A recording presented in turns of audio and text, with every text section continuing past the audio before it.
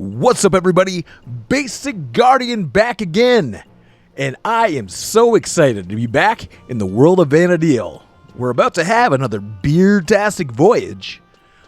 This is the first real video I'm recording after getting my wisdom teeth out, and can you tell?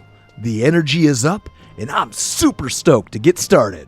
So my goal today is to go get some trusts in Sandoria and Windurst, and then, if there's time, go do a little leveling in Qufim Island. That's the goal. Let's get started.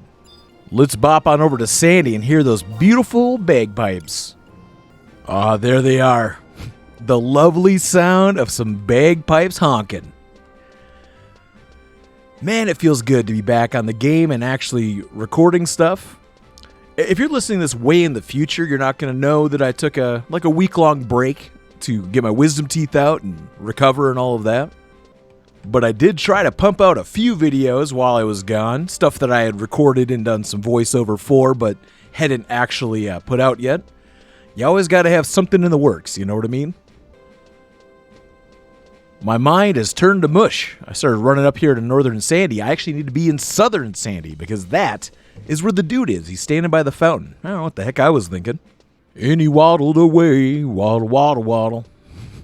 I don't know why. I find the Hume running animation to be kind of funny.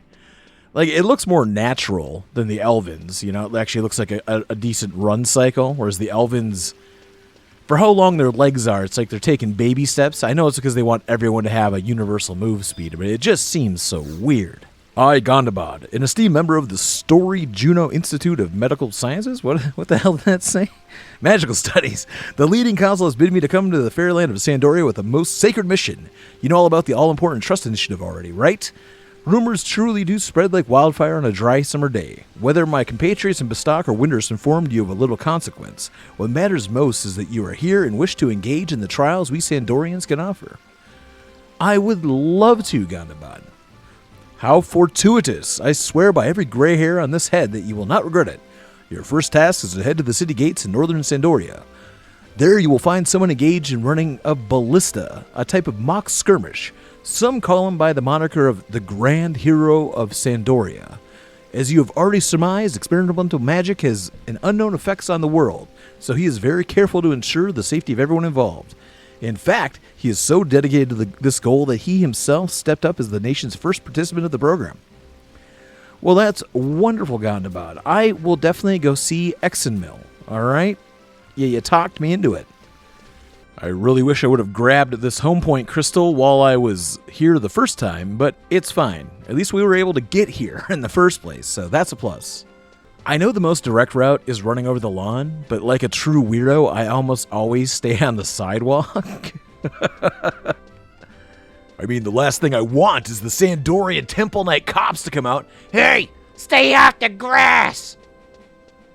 That's it, you're coming with me. We're taking you to Chateau de Guy and throwing you in Boston or Wobblet. Alright, we've got our book and our crystal warp. It is time to go see Sir Exenmill. Well, hey diddly ho, sir.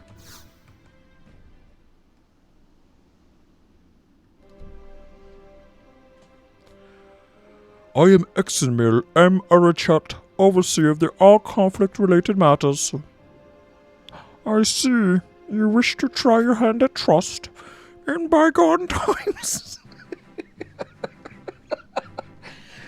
I might have said that adventurers were here to be kept at an arm's distance like the deranged mother of one's partner. Exenmill, what are you talking about, buddy? Holy cow, this guy. Bubble, bubble, toil and trouble. Give me that trust on the double. Oh, Lord. Cue the mischief music. Think of it, Beardtastic. Think of the possibility this magic could open up if we only harnessed it properly. A whole army of Exenmills could even... Yes, the Orc Empire would be likely a prostrate babe crying out for its mother's milk. Ha ha ha ha! Would you fancy that? Tonight we drink, tomorrow we vanquish. I am warming up to the idea of this trust more and more. This is ridiculous. Just let me summon you as a trust. I probably won't even use you. I'm just trying to be a completionist here. Give me the trust. Examil says, "What is this? I have no interest in chatting with a lowly member of the Republic. If you do not leave immediately, I'll be forced to call the Temple Knights and have you arrested for impiety to the crown." Now, we were just laughing and chuckling a second ago, buddy. Like, I know this is holdover dialogue from way back in the day before you got rank 3 and could officially visit the other nations, but come on. Come on. We were just having a good time, Examil. Why are you raining on my parade? Oh, look. It's someone. Very punny, Manthra. Now be gone. Ah, the beautiful city of Windurst. I love this music. It's so cheerful, you know? It just... Man, I always talk about the music in this game, but really, it's one of the best things about it.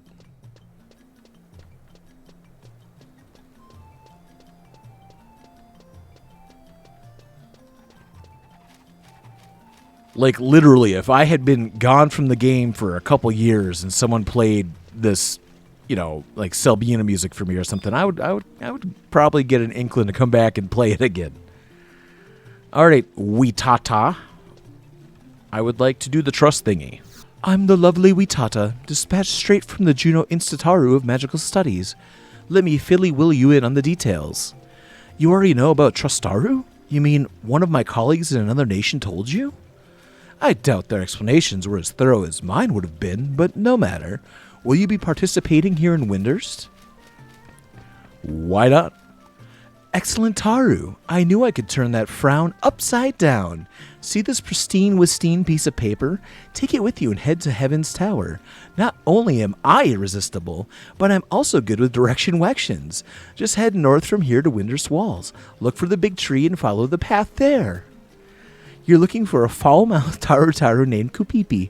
She might have a bit of a hot streak, but she'll be able to provide you with an explanation almost as stupendous as my own. What is this dialogue? Now, I know this is a much bigger problem in Final Fantasy XIV, but what is it with these Tarus always talking about how awesome they are, how beautiful they are, or whatever? I mean, they're freaking babies, man. They are literal toddlers. Stop it. Now, this, by far, is one of the coolest zones if you're a low-level player. Just being able to come here and see Heaven's Tower and everything. I don't know. I know this song literally sounds nothing like the 1200 BC theme from Chrono Trigger, but for whatever reason, it reminds me of it.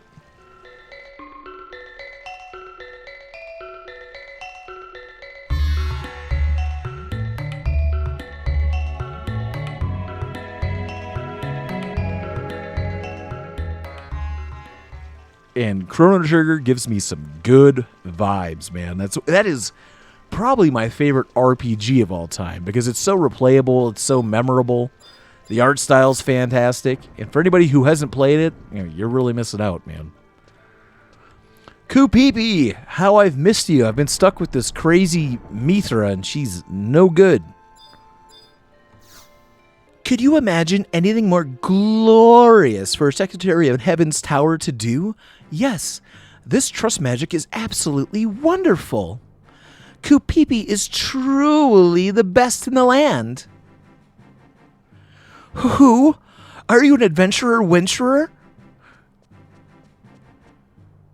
You mean you've decided to try out trust too? Great news. That means I have faith in me. But didn't your mother tell you never to play with strangers? Let me refer to these note-wotes. Trust, friendship, sisterly love. I know of the name of all the adventures in Windurst to Adulin and beyond.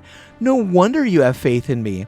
Of course, Beardtastic, my trust in you is unwavering. The question is, can you say the same for yourself? That will probably determine whether this succeeds or fails. Are you ready, Beardtastic? Focus all your thoughts and energy on me. Alakazam! Flashbang. I'm Qufim. I'm Qufim. Hooray! There are two wonderful alter ego right in front of me. You are to wing me with you on your adventures. Vanadil hath no fury like a secretary scorned. But I'm a white mage, so maybe fury is too strong a word? But with trust, friendship, and sisterly love, my spelly wells will always hit their mark. My document handling and counter cleaning, though, maybe not so much. But I think I know this trust magic now. You know what would make me work really hard? Fresh, organic, rollin' berries. Shush you. I know what you're thinking, but if you eat as many as you want, you'll blow up like a balloon wound.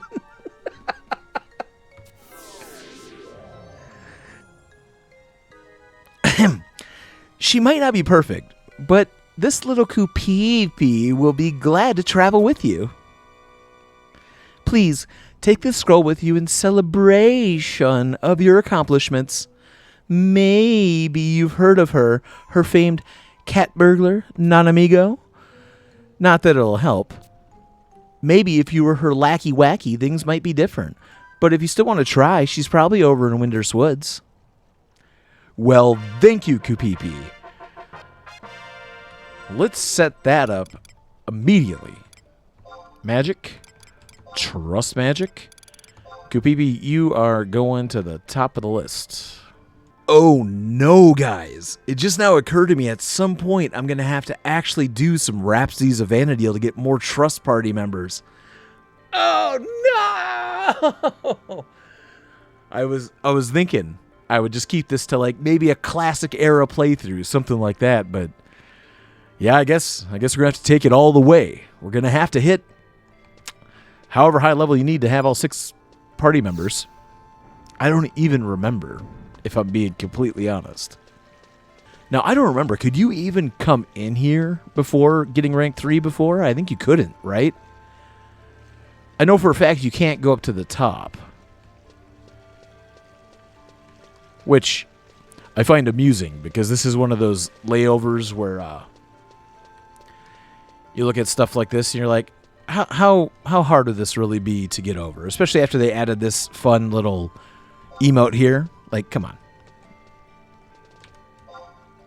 But, you know, I digress. It's fine. Whatever. I don't even care. I don't want to go up there. I got no business with the star symbol right now. But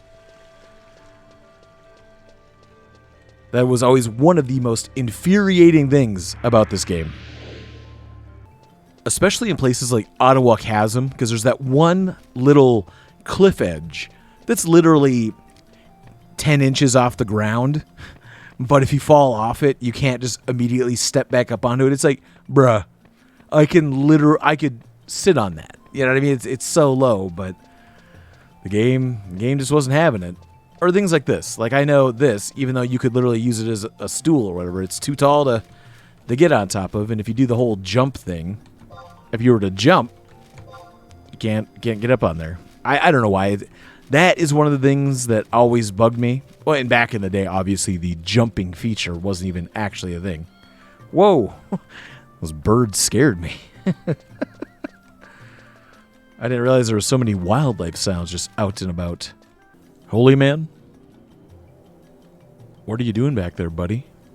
Greeter Moogle, how many points do I have? 300. Check and exchange points. What else do you have available? Do you have some more cheap mounts for me, perhaps? Okie dokie. Do I want this Carby cap, which is awesome, or do I want to ride on a tiger? Time to pull up the random number generator. All right, 1 through 10, we are getting the tiger. 11 through 20, we're getting the Carby cap. Looks like the Carby cap it is.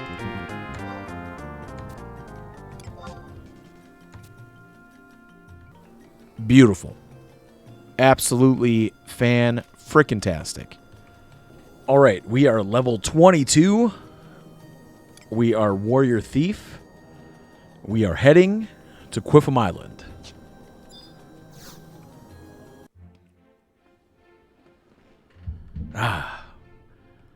Juno music.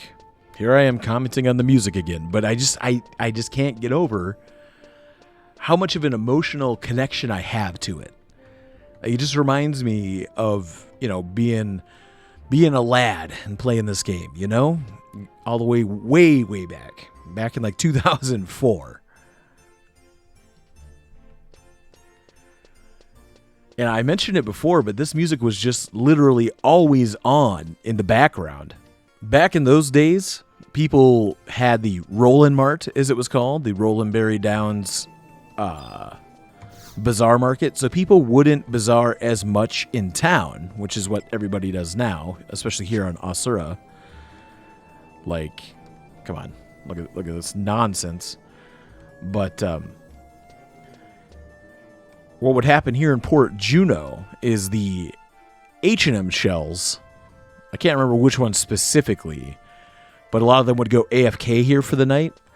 And I remember distinctly that there was times where you would see a different H&M person standing on all these stairs, or sometimes they were up here and just all in a row, all AFK for the night, hanging out here, looking badass in their, Koenig bodies and adamant hauberks, and holy hell, look how slow my game is running. Jeez. There we go. But yeah, they were looking all snazzy, standing there, looking like badasses, because they obviously were just trying to show off the stuff they got, because they weren't selling anything in bazaars or anything, they were just hanging out.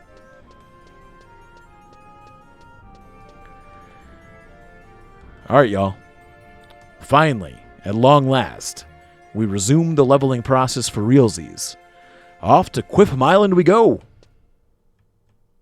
Kupipi, I would like to officially welcome you to the crew. That's Vladmsorensen and Tenzin. Welcome. She welcomes herself. Beautiful. All right. Got to avoid this rascal. I think they're sight aggro, so I should be okay, unless he does a quick spin here.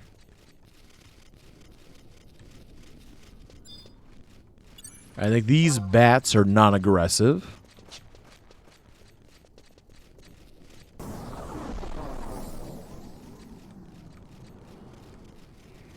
Are you freaking kidding me? Seriously, Square Enix. What in the world? I can't go over there. There's a dancing weapon.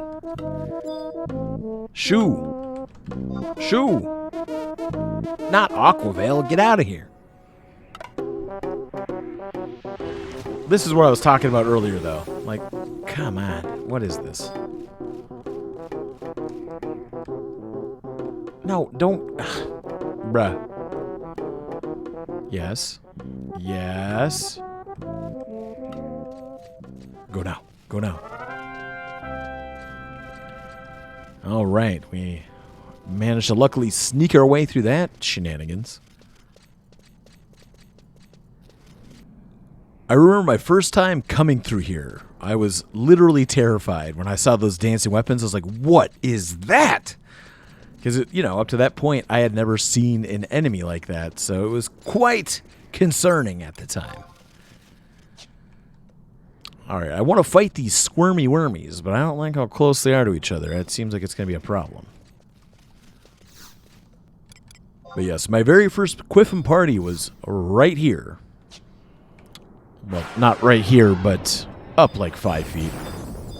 Like right where this was. So I did find some posts that showed me exactly how to make the game run in 60 frames a second, which I'm very excited about. So the game finally looks pretty good. Now, I'm not a huge frame rate snob. I mean, I love to play 16-bit games and everything, so it doesn't really matter to me, but it definitely does have a much better look to it overall. It's also fixed a lighting issue. Some things still do that flickering thing I don't like, but for the most part, It looks a lot better. This spot right here, there was usually 2 camps here, right? This spot where you would be pulling in crabs. And then back here, this party would be taking care of the worms. So at most, in this particular location, you could only ever have really like 2 parties going. I missed? Come on, Beardtastic, what are you doing?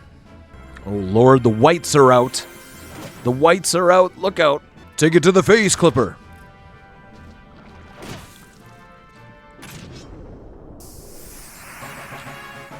Wowzers. 2 fights, we're already level 23. That's what I love to see. All right, everybody. It's 80s training montage time.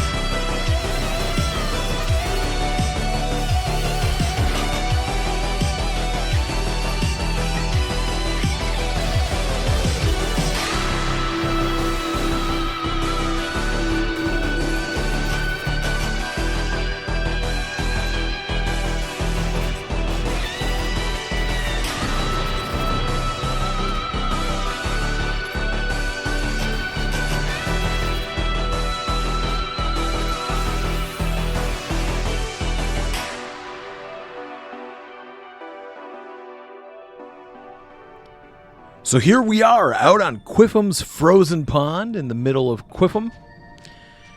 And man, as you saw, I mostly just stuck to fighting the easy stuff, the worms and the clippers, and stealing giant Beastmaster pets, which was always a solid strategy back in the day. Now, ordinarily, you would not have fought clippers and worms and stuff until level 30. At some point in the mid-20s, you would have switched over to fighting pugils or pugils or whatever, the fish. But considering I don't have a 6-man party, I didn't really feel like fighting a pugil. Puggle? Pugil? I don't know how to pronounce that word. The fish, you know what I'm saying. Now, the big thing about Qufim Island that was so unique is it was the first time where you really got to see what your character was all about. You got to do it a little bit in the dunes, but out here you started getting access to your, second and third weapon skills. And if you were going to be fighting pugils, using weapon skills into skill chains and magic bursting them was super essential. Because they had this attack called Screwdriver that you just didn't really want to mess with. Oh my god, what's going on with my camera? Holy hand of bananas. But yes, the frozen pond here. This was a highly desirable camp because you could stay safe from the banshees that you saw earlier by just hanging out here. And you could range attack enemies and pull them to you. So whoever had the frozen pond camp had the control of all of these clippers. John Doe has the upper hand. Now down this away, I do remember there being a puggle camp. I pronounce this different each time now. Pugil, pudgel, whatever. But yeah, so you would sneak on out here. Down to this other tunnel. And that is where you would fight fish. There were so many camps here in Qufim. But yes, you would hang out right here in the tunnel, and you could fight fish here and pull them from over there. We'll fight one. Why not? They're only a decent challenge now.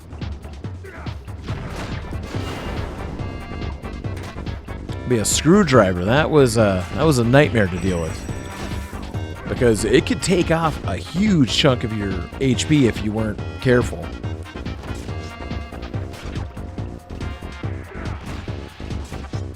But yeah, out here was the first time where I really got to experiment with skill chains. Because like I said, in the dunes, you might have had like one you could do with one of your party members or whatever, but it was not reliable at all.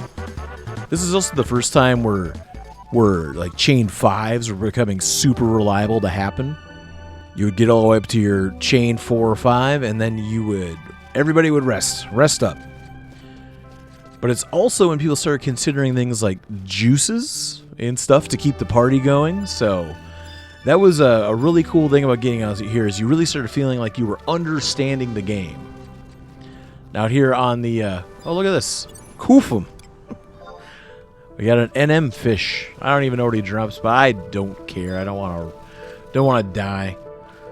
But yes, you would camp on this side of the tunnel too and pull fish from this side. This is just, there was so many camps out here because there were so many enemies of a lower level spread out. I distinctly remember there being a whole bunch of camps right here.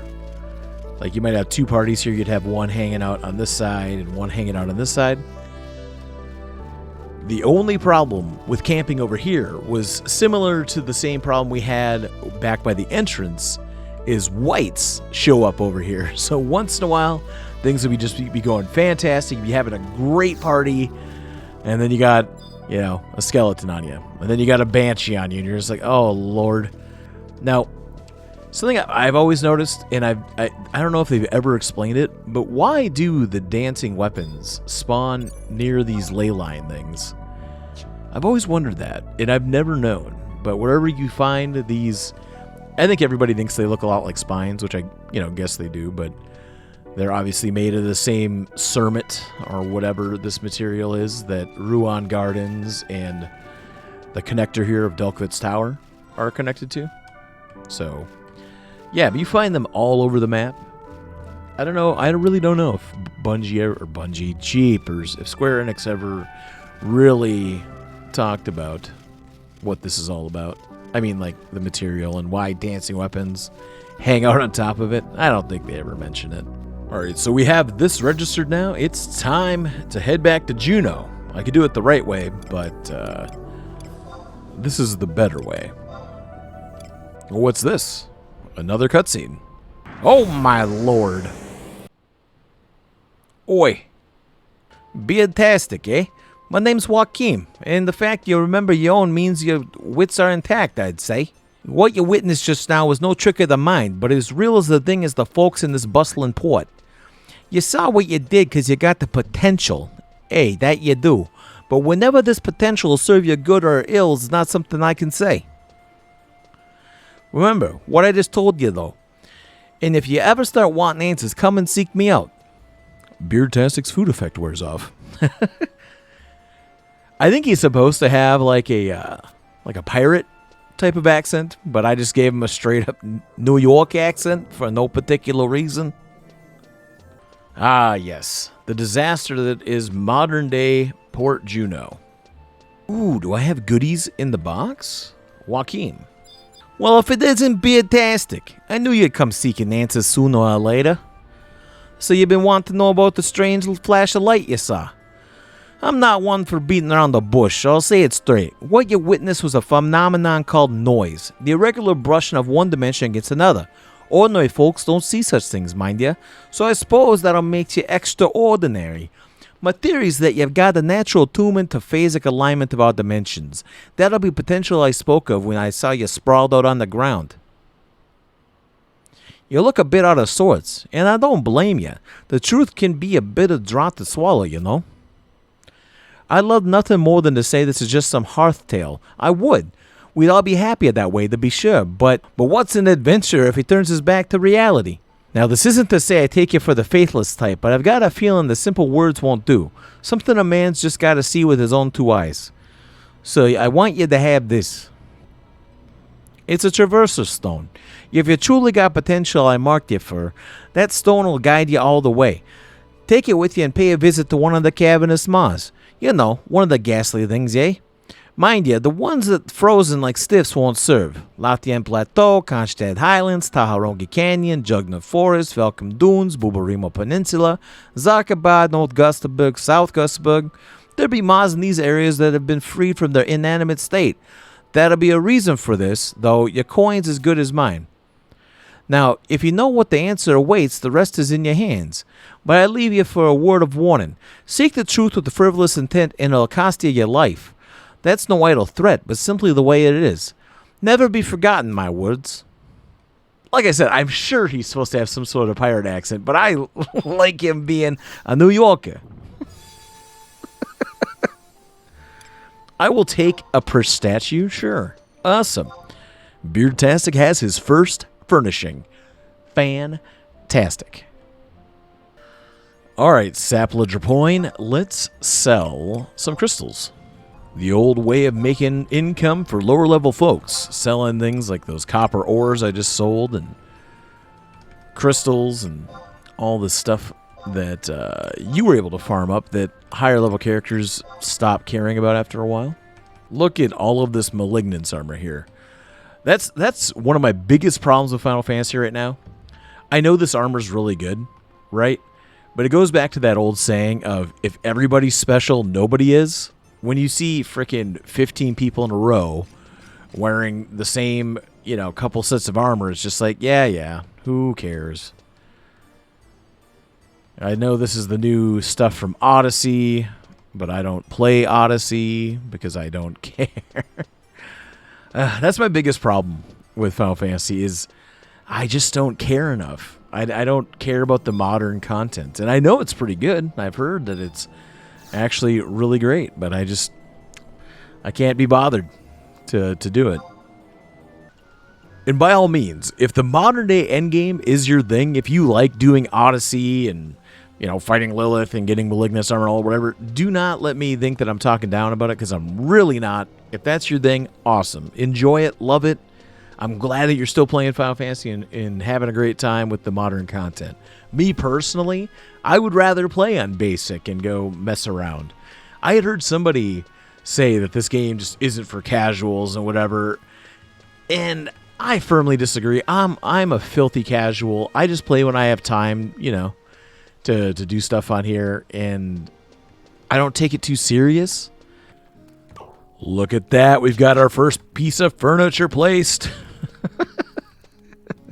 Welcome, Prish. Welcome aboard. Welcome to my Mog house. Mog enhancement money. All right. I'll take it. But yeah, guys, that's going to do it for me. I will be back next time, and we'll be pursuing our first advanced job. I'm not going to tell you what it is. I'll let you wait until next time. But with all that being said, I've been Basic Guardian, and I'll see you in the next one. Toodaloo.